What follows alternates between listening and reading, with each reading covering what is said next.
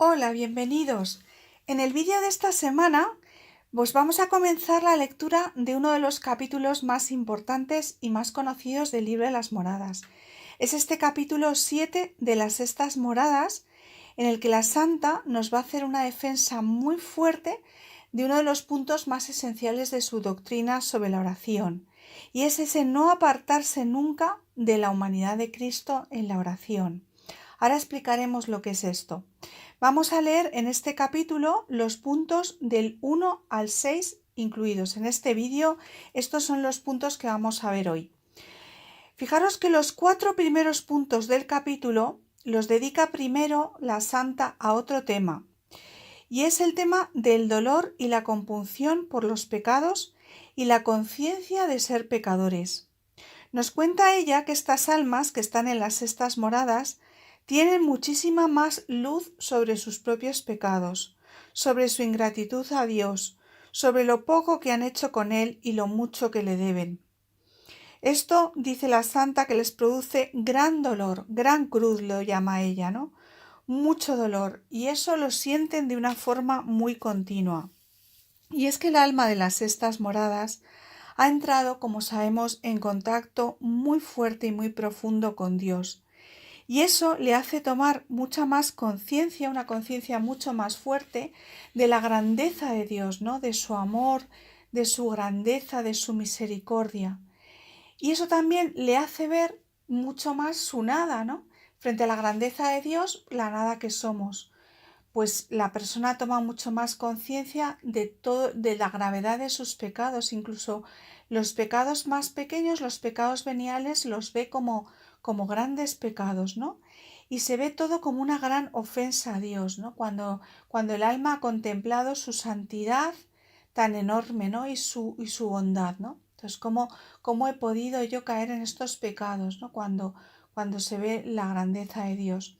La santa veremos que insiste mucho en el concepto de gratitud, ¿no? De ser agradecidos y de que la persona se da cuenta de las grandísimas bendiciones que ha recibido de Dios en su vida, ¿no? Del amor tan grande que le tiene Dios y de lo mucho que ha hecho y de cómo a sus pecados Él ha respondido con amor, siempre con amor. Y entonces siente en su corazón lo ingrata que ha sido, ¿no? Y cómo se ha olvidado de él tantas veces y se ha puesto por delante su atención en las criaturas y en otras cosas que no han sido Dios. Ella nos lo dice así en el punto 3. Cuán desagradecida había sido a quien tanto debió siempre y había de deber. También nos dirá la santa que estas almas no están preocupadas tanto por el destino eterno, ¿no? Por si van a ir al cielo, al infierno, al purgatorio. Realmente lo que el corazón está lleno es de un anhelo, de una ansia grandísima de Dios. Es un anhelo tan grande, ¿no? Que en realidad lo único que le preocupa de la vida eterna es el no poder estar con Dios, ¿no? O sea, si piensa en ir al purgatorio, dice, pues si voy al purgatorio lo terrible es estar separado de Dios, ¿no? No puede ni pensar en ello, ¿no? Le preocupa sobre todo estar unido a Dios. Luego veréis cómo en el punto 4, en el que sigue con este tema, la santa nos recomendará traer muchas veces a la memoria toda nuestra vida ruin y pecadora del pasado, ¿no? Los grandes pecados del pasado antes de la conversión. Nos dice que esto no se consuela con saber que los pecados, la persona que le pasa esto, no se consuela con saber que los pecados ya Dios los ha perdonado y olvidado por la confesión, ¿no? Dice ella incluso, dice, antes añade pena tanta bondad y que se han merecido a quien no merecía sino el infierno, ¿no? Que se hacen mercedes a quien no merecía sino el infierno. Bueno, nos dice ella que esto ella piensa, ¿no? que en el caso de San Pedro, ¿no? Que había negado a Jesús, o en el caso de la Magdalena, con su vida de pecado anterior, ¿no? Dice que esto le debían de torturar, debió ser una gran cruz para estos santos, ¿no? Porque como luego habían visto la grandeza y la majestad de Dios y también todas las grandes gracias que habían recibido, pues debían de sentirse muy mal por sus grandes pecados. Fijaros, eso es lo que ella misma experimentaba, ella sentía, ¿no? Como tenía un pasado pecador y de alguna manera ella no conseguía también, a pesar de las mercedes que le hacía Dios, pues responderle con una gran santidad, ¿no? Bueno, y luego a partir ya del punto 5 y hasta el final del capítulo veremos cómo la santa ya abandona este tema que hemos hablado, ¿no? Y se mete a fondo con uno de los puntos esenciales de la doctrina teresiana de la oración, que como hemos dicho es el tema de no apartarse nunca en la oración de la humanidad de Cristo. Y antes de comenzar a comentaros algunos puntos importantes sobre los dos puntos sobre esto que vamos a ver hoy, que son los puntos 5 y 6, pues quería haceros como una pequeña introducción a este tema en Santa Teresa. Fijaros, Teresa, además de leer el tercer abecedario de Osuna, que es el libro con el que ella aprendió a hacer oración de recogimiento, realmente creemos que leyó bastantes libros espirituales de su época, ¿no? Y especialmente se piensa que autores franciscanos, como pudo ser Bernardino de Laredo, que había escrito el libro famoso Subida al Monte Sión, o Bernabé de Palma, que es el autor de la Vía Spiritus, ¿no? Y cuando la santa leyó estos libros de autores espirituales, ella encontró que en estos libros se recomendaba que a partir de un determinado momento de la vida de oración, que se abandonara la meditación y que se abandonara a Jesucristo hombre, y pues estos libros decían frases como subir el espíritu, suspender el entendimiento, sumergirse en la divinidad, no pensar en nada, es decir, hacer vacío mental, ¿no? Esto era lo que recomendaban estos libros para llegar a la más alta mística. Y la santa, cuando leyó estos libros, pues decidió hacer caso de lo que iba leyendo, ¿no? Ella se decidió a hacerles caso, pensó, bueno, pues serán grandes autores y tengo que hacer lo que ellos dicen. Y enseguida se dio cuenta que por este camino se estaba extraviando. Empezó a notar efectos muy negativos en su oración y se dio cuenta que se desviaba totalmente del camino. Por eso, cuando empieza a leer, cuando empieza a escribir ella, cuando ya ha empezado a tener una vida mística fuerte, en sus libros enseguida hace una gran defensa de la humanidad de Cristo. Es decir, sin llegar a nombrar a estos autores, pero hace una crítica sutil pero muy firme de estos caminos. Y lo hará con una fina ironía, para persuadir a las personas de oración que no sigan estos caminos y que no se alejen nunca de la humanidad de Cristo por muy alto que estuvieran en el camino de la oración. Fijaros, los textos claves sobre este tema en Santa Teresa los encontramos en el libro de la vida, que fue el primer gran libro que escribió, en el capítulo 12, los puntos del 1 al 7, y sobre todo en el capítulo 22 del libro de la vida, ¿no? Ahí ella hace esa defensa, pero luego aquí en moradas ya habíamos encontrado en las cuartas moradas, en los puntos 4 a 7, que ya había hablado de este tema. Pero es precisamente este capítulo 7 completo de las sextas moradas en el que más de forma clara va a defender esto la santa. Y es que para un cristiano, toda oración que no nazca de una relación personal con Cristo, que es la esencia de la doctrina teresiana de la oración, ¿no? Un encuentro personal con Jesucristo vivo y resucitado, que no nos lleva hacia Él, pues realmente eso puede ser una desviación, ¿no? Hacemos oración para entrar en contacto con Dios, pero a Dios nadie le conoce. ¿Cuál es el medio que se nos ha dado para llegar a Dios? Hay un único mediador, Cristo Jesús, verdadero Dios y verdadero hombre. Por tanto, si nos apoyamos en la humanidad de Cristo, tenemos la seguridad de que Él nos va a conducir a Dios. Fijaros, la humanidad de Cristo en todos sus aspectos, fijaros, hasta los más humildes y secundarios en apariencia, pero toda la humanidad de Cristo es como un inmenso espacio de comunión entre nosotros y Dios, ¿no? Un inmenso espacio de comunión con Dios. Cada aspecto de su humanidad, ya os digo, hasta los más pequeños y ocultos, ¿no? Cada una de sus palabras, cada una de sus gestos que leemos en el Evangelio, ¿no?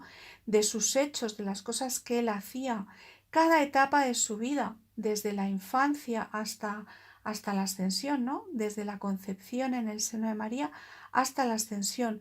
Todo nos pone toda la humanidad de Cristo siempre nos pone en contacto con el Padre, siempre que la recibamos con fe. Por eso Teresa nos va a aconsejar que sea cual sea nuestra forma de orar, ha de ser una forma que nos mantenga unidos a la humanidad de Cristo.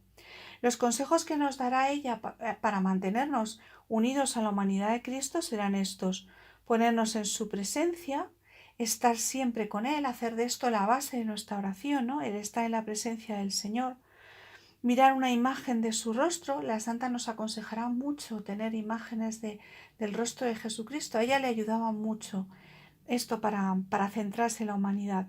Representarse a Cristo en nuestro interior y mirarle y mirar cómo nos mira Él, ¿no? Mirarle a los ojos y ver cómo Él nos está mirando. Meditar escenas del Evangelio, como os he dicho. Escuchar y repetir las palabras de Jesús. Aprendernos de memoria sus palabras. Repetir el nombre de Jesús. El nombre de Jesús nos pone muy en la presencia de Él, ¿no? Y también dialogar con Él, como se dialoga con un amigo. Mantener ese trato de amistad, ese diálogo con Jesús. La santa dirá que aunque estemos en las fases más altas de la oración, esto no hay que abandonarlo nunca. Os lo voy a leer justamente en el capítulo 12 del libro de la vida. Puede representarse delante de Cristo y acostumbrarse a enamorarse mucho de su sagrada humanidad y traerle siempre consigo y hablar con él, pedirle por sus necesidades, quejarse de sus trabajos, alegrarse con él en sus contentos y no olvidarse por ellos.